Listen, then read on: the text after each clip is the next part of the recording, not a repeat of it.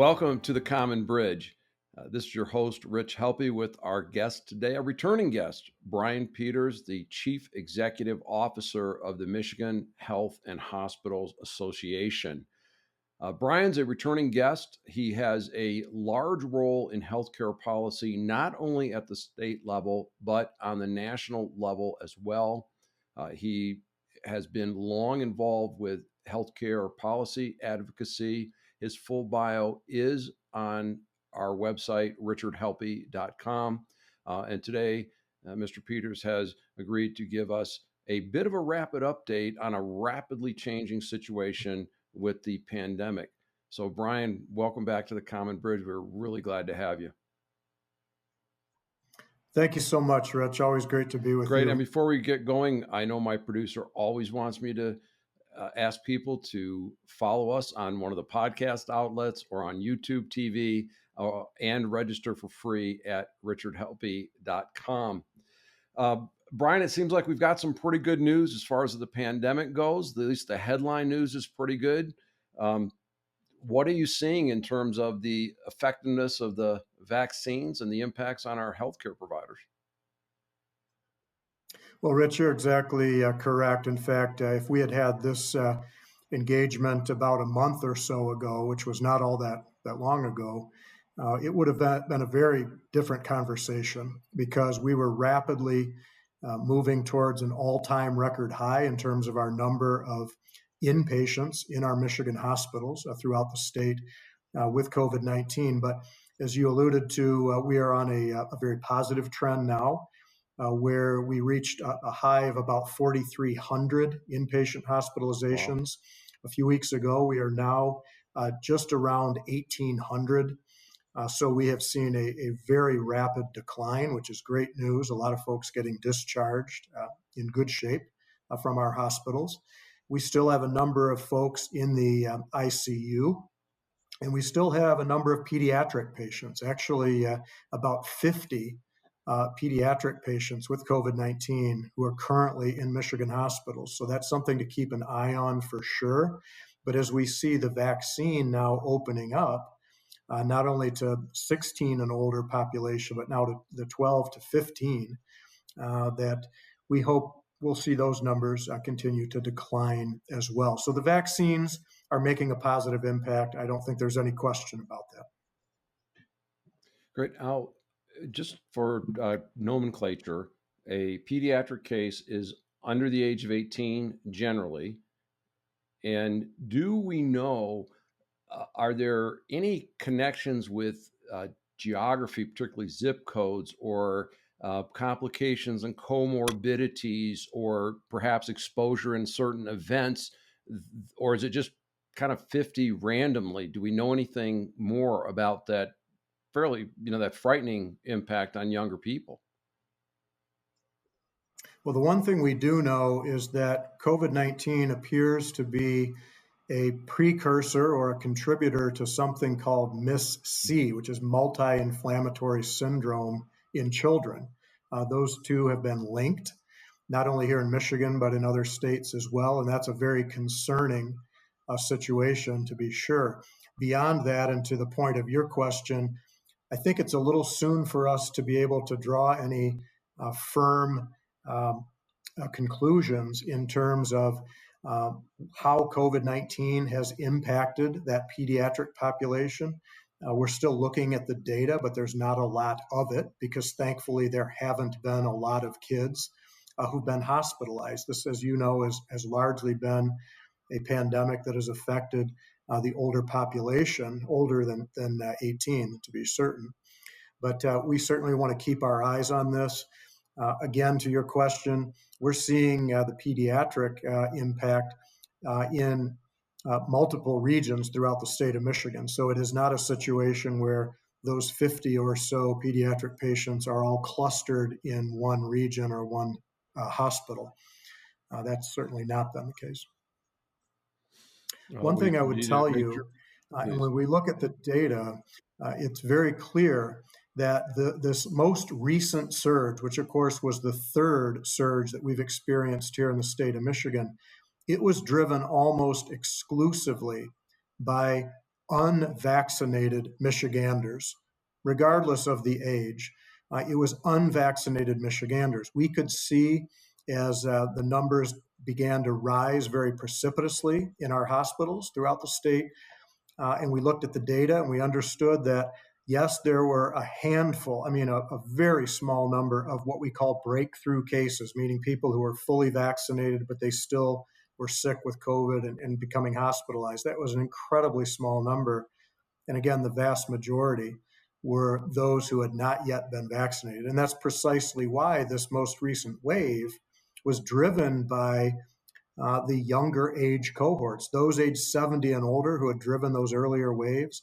Well, they were the first in line to get the vaccine, and therefore there was not a significant impact from those folks in terms of inpatient hospitalizations. So if you want to look at proof positive that the vaccine is making an impact, a positive impact, I point you to our Michigan hospitalization numbers in the last couple of months. And I know that one of our earlier conversations, I think it must have been around last fall, you said that the pandemic had moved from the nursing homes into the frat houses, and there were a number of super spreader events centered around some of the college campuses. Well, that's absolutely correct. And as you see with some of our Michigan universities who have already taken action to mitigate against those sorts of activities, and already as we look to this fall and a new school year beginning in August and September, whether you're talking about universities or whether you're talking about high schools, middle schools, elementary schools, we're all trying to adjust to the new normal and do what we think is in the best interest of students and families and teachers and frankly, all Michiganders. But the rules of the game are rapidly evolving, certainly as the vaccine comes online, certainly as we get new guidance from the CDC. We know that if history repeats itself, even in the absence of a vaccine, we saw COVID case counts decline precipitously last summer as folks moved to increasingly outdoor activities. So there are a lot of things that are going to evolve in the next few months. And the bottom line is we need to continue to keep our foot on the gas because the finish line is in sight. It really is. We're very optimistic that we can finally move on to some sense of normalcy, but we've got to hang in there a bit longer. People got to step up and get vaccinated. They have to continue masking and social distancing where that makes sense to do it, where that is the advice and counsel of our public health experts. We can get there. We can get to that finish line. Well, I pray that we get there. And, with the summer just around the corner, of course, in Michigan, we never know when we actually get it, but get outside. We've talked to more and more experts that are saying there's almost no cases that are transmitted in the great outdoors.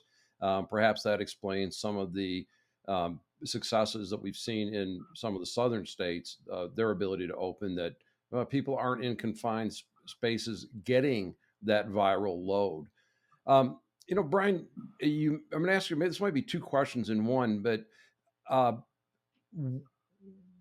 when we first talked, hospitals, it was a dire situation. Staff shortages, PPE shortages, the sheer volume of people coming in the door. And how are we handling that today? And were you surprised at the seeming abruptness of the CDC policy change, or was that perhaps something you had insight to that might be coming, that maybe they let you in the healthcare industry know in advance of letting the general public know?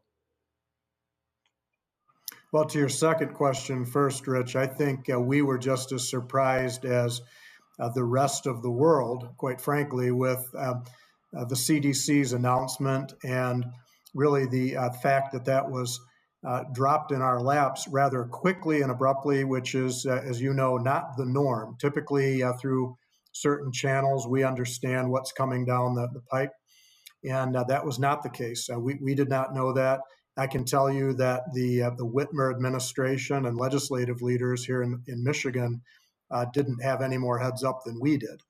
Now, that's not to say it was the wrong call in any in any way, shape, or form, but did take us a bit by surprise. And I think one of the realities of that is it's going to take a little bit of time to adjust course, because in many cases, as you know, healthcare is not a speedboat, it's an aircraft carrier. And so Mhm. changing on a dime is not the easiest thing in the world to do. And we've had to do that multiple times through this pandemic. Now, to your first question, when we look at our member hospitals, whether you're talking about a small independent rural hospital in the Upper Peninsula or in the Thumb or some other part of the state, or whether you're talking about some of our large multi-hospital systems in the bigger cities, I think the fact remains that on the one hand, we are in a much better place today than we were earlier in the pandemic when it comes to the supply of PPE, personal protective equipment.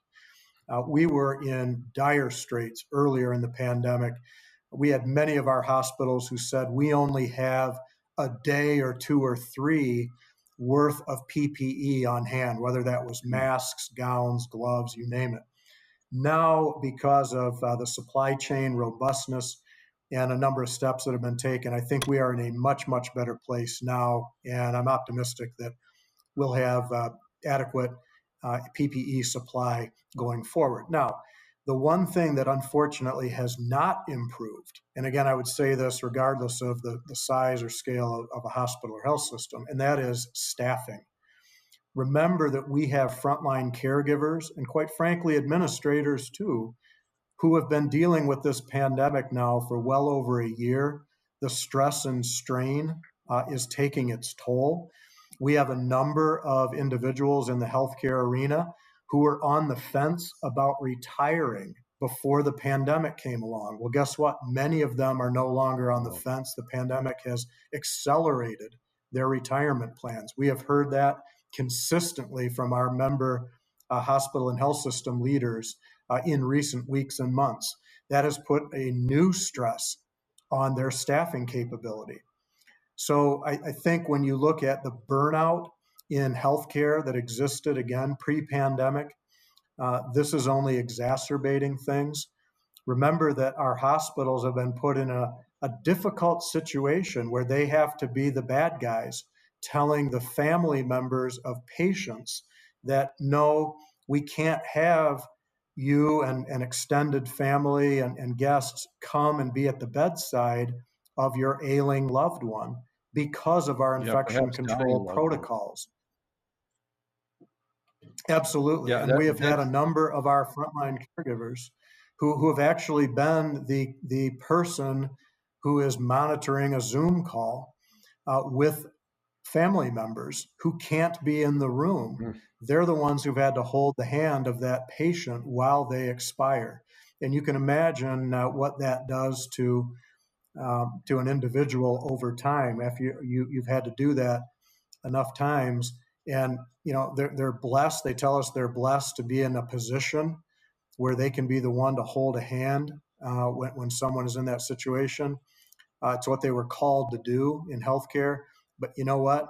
You do that enough times, it really does create an incredible amount of stress and strain. No question about it. indeed, look, it's trauma, and I don't think it would be unwise to prepare for PTSD. We know that we have a mental health crisis in the country. There is more and more emerging evidence that we are about to have a tsunami of mental health effects. And I know that in my observations and reading, kids don't tell you they're stressed and under strain because they really don't know. But it begins to emerge. And that's another strain that's going to hit the healthcare system. And I'm just wondering, in your peers around the country and some of the national groups that you deal with, as well as within the state of Michigan, how are you guys talking about preparation for the next viral pandemic and for the aftermath of this one, as some of that deferred care or perhaps care that's been ignited, the need for care that's been ignited by this pandemic begins to come into your facilities?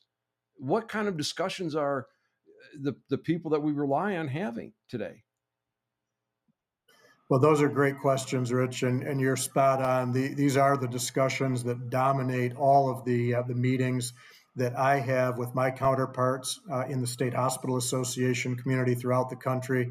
It's really beginning to dominate the discussions that we have with our own members, including the MHA Board of Trustees. And it really revolves around how are we going to ensure access to quality, affordable health care post-pandemic? What are the things that are going to look different? And we've already talked about this new staffing challenge, right?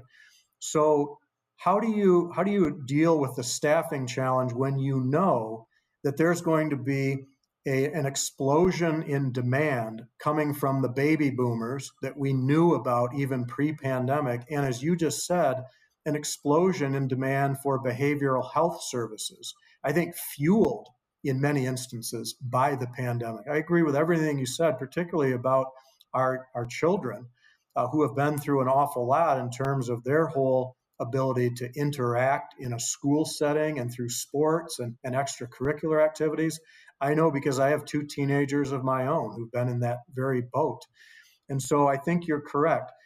A couple of things. One, we know that telehealth is going to have an important role to play. We know that it will help in many instances extend the ability to provide services and healthcare to individuals where we might not have the capability to do that in a face-to-face setting. And to be perfectly honest, we're already hearing from patients who are telling us, you know what, for this range of services, I'd rather interact with you from the comfort of my own home as opposed to going to a Hmm. clinic or a hospital and waiting and putting myself in that situation where, I could be in contact with other sick people, in their mind.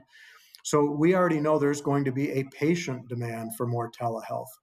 That means that we need to rely on technology and internet access, but we also need to rely increasingly on public policy.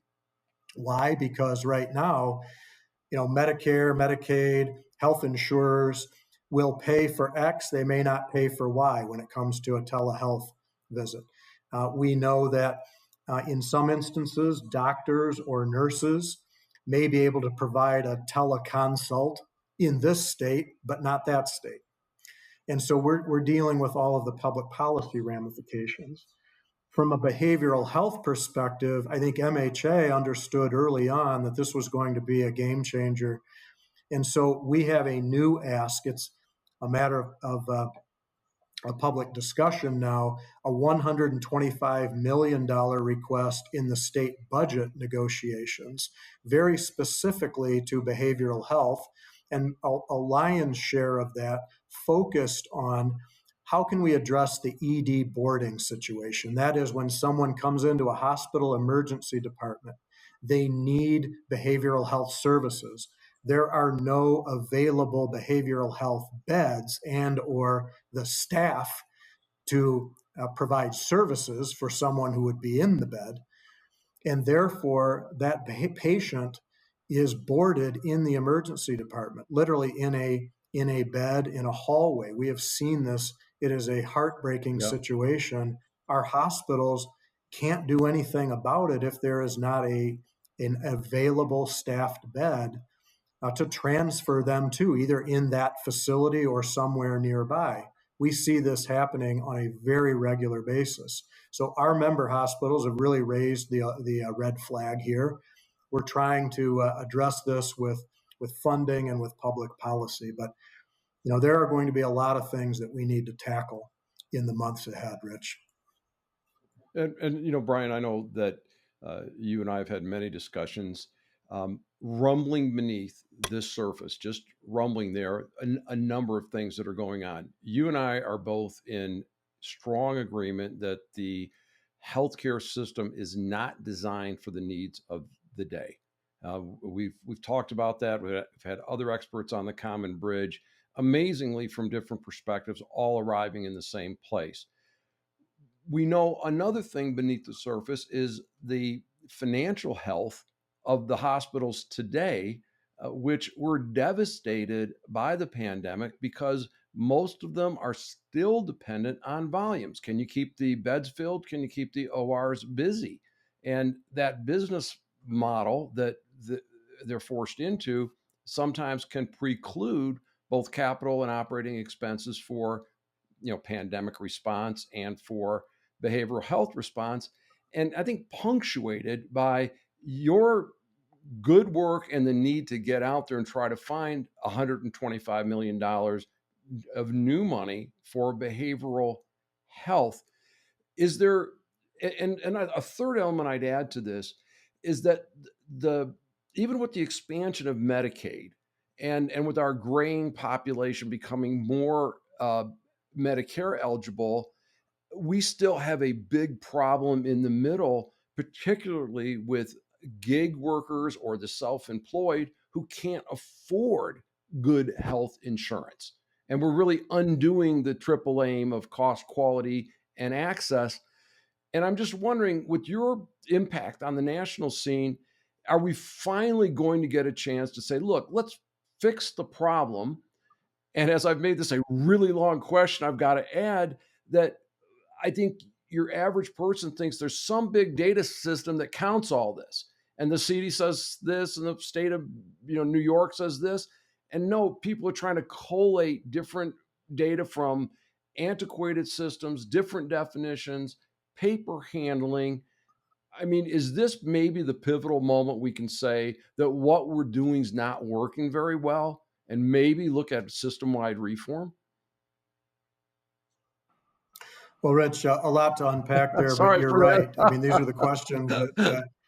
these are the questions that have to be asked. And I think it's a good opportunity for me to recognize the work you're doing, Rich. I think the common Thank you. bridge, and I've listened to most all of the podcasts, and think you're doing a phenomenal job and contributing to a debate that needs to occur and creating visibility to the issues that we need to talk more about. I think, to your point, uh, there's nothing like a crisis to draw attention to what's wrong with a traditional system. And in this case, we're talking about a healthcare delivery and financing system. What did the pandemic teach us about the financing system and the delivery system as well? You alluded to it. When we had to essentially shut down elective procedures in Michigan and American hospitals earlier in the pandemic for infection control purposes, well, the lifeblood of healthcare funding for hospitals was cut off. That's where the volume-based reimbursement model really comes into play, and it was turned off. It showed the vulnerability of that model, and we could be there again in the future, maybe not with a coronavirus, but with some other event or activity that puts us in a similar situation. So I think it opened a lot of eyes in that regard. We are Let me moving in interject. fits and starts. Brian, if I may, let me interject Sure. just because most of our listeners are not healthcare policy wonks. Let me Mhm. illustrate this, and Brian, correct me if I'm wrong, that when we most need our healthcare providers, our hospitals, our doctors, our clinics, would be exactly the time that the financial rug would be pulled out from underneath them. Fair enough? That's exactly correct. That is exactly correct. And I think this was just one example of how that can occur and did occur. And so, for those policymakers who, for some time now, have been talking about moving away from a volume based system to more of a value based system, this is giving them new ammunition, new talking points. And I think that debate is going to get louder in Washington, D.C. I think you're going to see that between now and the November election of next year.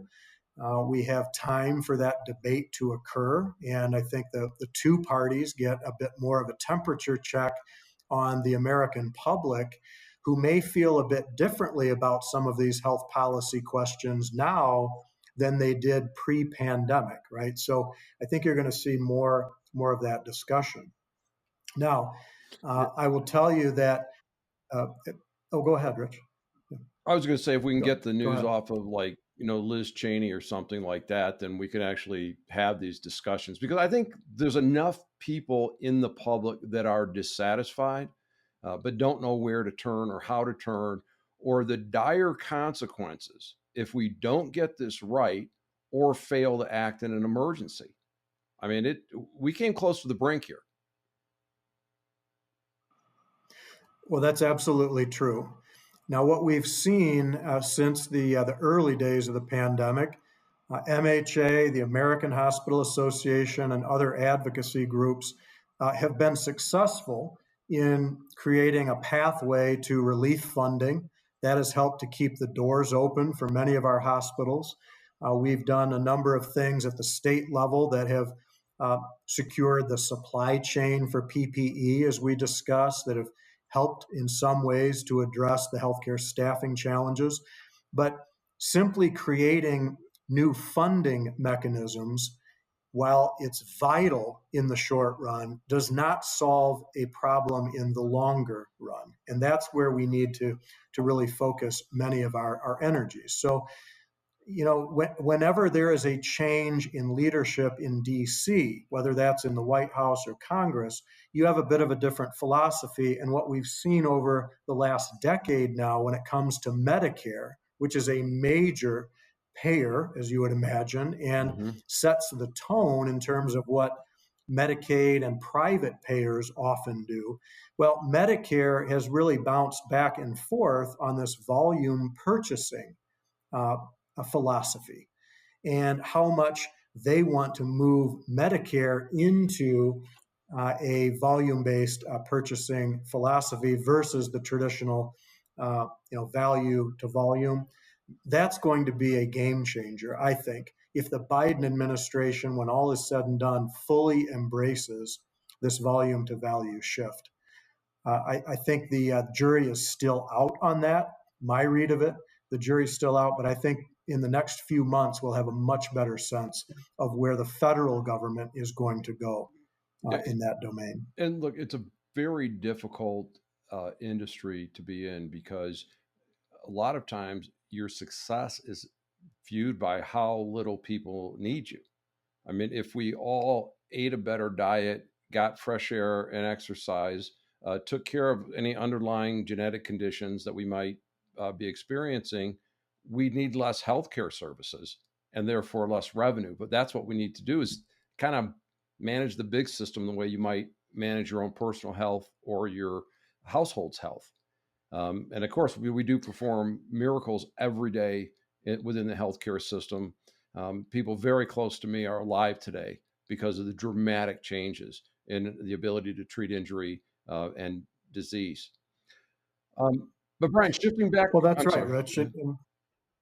The truth is, too, you mentioned the Healthy Michigan Plan Medicaid expansion here in Michigan. I just wanted to lift up the fact that there are people here in Michigan who are alive today because we had a Healthy Michigan plan in the midst of this terrible pandemic. I say that because we have seen an increase in enrollment in the Healthy Michigan plan since the start of the pandemic here in Michigan, of about 250,000 individuals.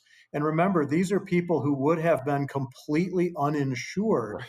if not for that Healthy Michigan Plan Medicaid expansion. So who knows how many opportunities there were to make a preventive care appointment where we could nip a cancer in the bud, where we could nip some terrible issue in the bud, where if someone was completely uninsured, they may not have gone into the hospital or to see a doctor at all.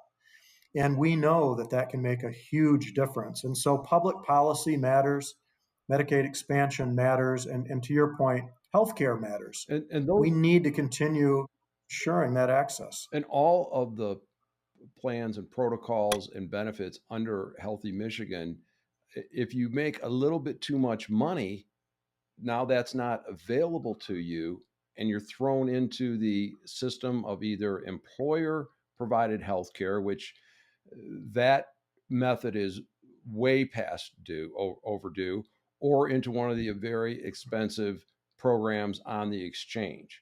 And so we've got a lot of work to do in terms of healthcare policy. Brian, I do want to pivot back a little bit toward the pandemic. And I, as you know, do a lot of reading on this. And I've asked people what questions they would like asked. So some of the things that people want to talk about are things like adverse reactions and the scare stories, most of which are disinformation about the vaccines themselves. So let me put it like this. To your knowledge, do you have any deaths, injuries, or hospitalizations within either Michigan or what you might know of around the country that is attributable to a vaccine reaction or vaccine injury? Pick your nomenclature. Has there been anything that's required a hospitalization or led to a premature death? Certainly here in the state of Michigan, I'm not aware of any hospitalization that has occurred strictly because of some side effect from the COVID-19 vaccine. As I mentioned, we have had a very small number of breakthrough cases where someone who was vaccinated contracted COVID-19 nevertheless. But that is such a very small number, not just looking at Michigan data, but looking at the national data. And quite frankly, because this is a global pandemic, we now have over a year's worth of real data to look at from across the globe in terms of the pandemic itself, and now many months of actual data since the first shots began going into arms in the latter part of last year, just before the holidays. And so here in the state of Michigan, just to give you some numbers, we have now administered approximately 7.7 million doses, 7.7 million doses of COVID-19 vaccine. And the fact that I can't tell you of a single hospitalization that's occurred as a side effect tells you, I think, everything you need to know. The risk of these vaccines is very, very nominal, but at the same time, the risk that accompanies COVID-19, I can tell you, is very significant because we are now closing in on 19,000 Michiganders who have lost their life from COVID-19. And so you look at the risk of one on the one hand, you look at the risk of the other on the other hand. I think that's a pretty clear-cut case. Now, what some folks would lift up is the long-term potential for an adverse outcome from one of these COVID vaccines. And what I can tell you there is there were no corners that were cut in the development of the COVID-19 vaccine. Simply, there was an accelerated effort, but just as with flu, with Tdap, with anything else, the COVID-19 vaccines had to go through that same rigorous process. Right. And there will people point out that the vaccine manufacturers don't have any liability to adverse outcomes as the counterweight to that. But I'm looking for, okay, where are the bad clinical outcomes? And also, frankly, it's going to be years before we really have a fix on this. You and I both know how bad the data systems are. And there's, even the CDC says, well, we don't have pathological confirmation this is COVID, but it kind of looks like one. And we're going to call it a COVID case. And there'll be forensic dives into, COVID as a contributor, COVID as a primary cause, and COVID as, something that was there but had nothing to do with the death. We've got a long way to go to sort this out and maybe get a more clear picture. Will it be crystal clear? I don't think so, but I think we'll get more clear as time goes on. I don't know if you share that view or correct me where I'm wrong. Well, no, Rich, I think you're exactly correct that, as time goes on, we will have a better handle on all of the different elements in the data collection and analysis around COVID-19. As you know, no data collection and analysis tool is perfect. And so what I have said in my many intersections with the state and local and even national media over the last year and a half now is that, when you look at the Michigan numbers. For example, and I mentioned closing in on 19,000 deaths.